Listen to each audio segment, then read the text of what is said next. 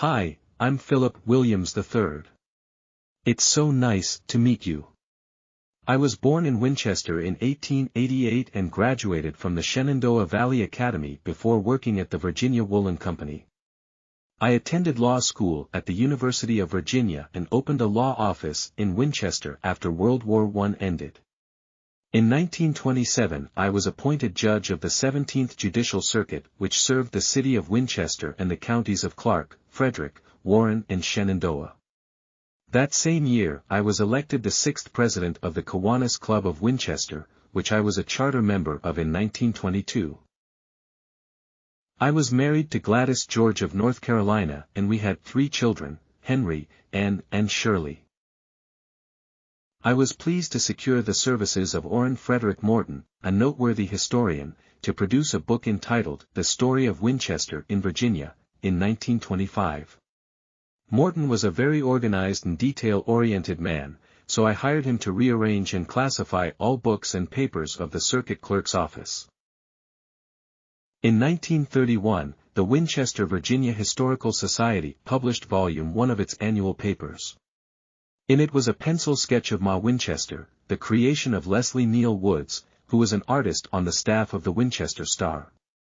I wrote a tribute to Ma Winchester and it read as follows.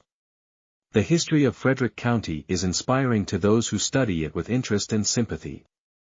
A resident artist has depicted Winchester as a little old lady with gray hair, kind face, an active, wiry figure, dressed in black with a soft white kerchief about her neck. There is, in this conception, the suggestion of eyes that have looked on life in good times and bad, eyes that have lighted with pride at the achievements of her sons and daughters, eyes that have welcomed the sunrise, after the night vigil beside the dying and the dead, eyes that have seen birth and burial. For the little old lady has had an eventful past, of mingled trial and triumph, prosperity and poverty. In youth she stood peering anxiously toward the western mountains, from whence came the Indian to ravage the land to her very doorstep.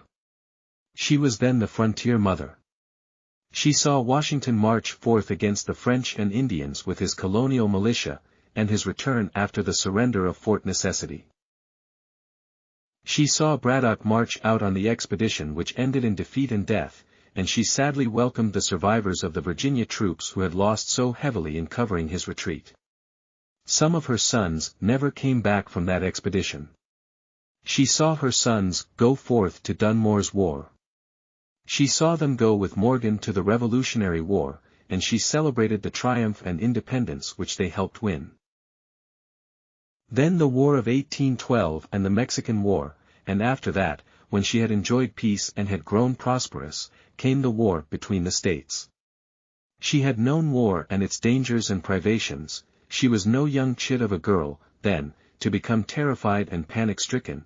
She met the ordeal with spirit and courage, which never faltered nor failed, but she had known no such war as this one was. It wrung her with anguish and grief and left her broken in health and fortune. She tried to hide the signs of her poverty, she held her head high, but the black dress became shabby, though the kerchief was white as snow. There came years of privation and poverty and slow and painful reconstruction.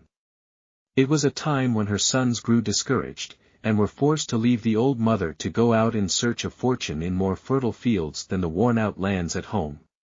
But the courage of her race and her training saved the old mother. She lived to see prosperity return, and it brought back the color to her cheeks and gladness to her heart.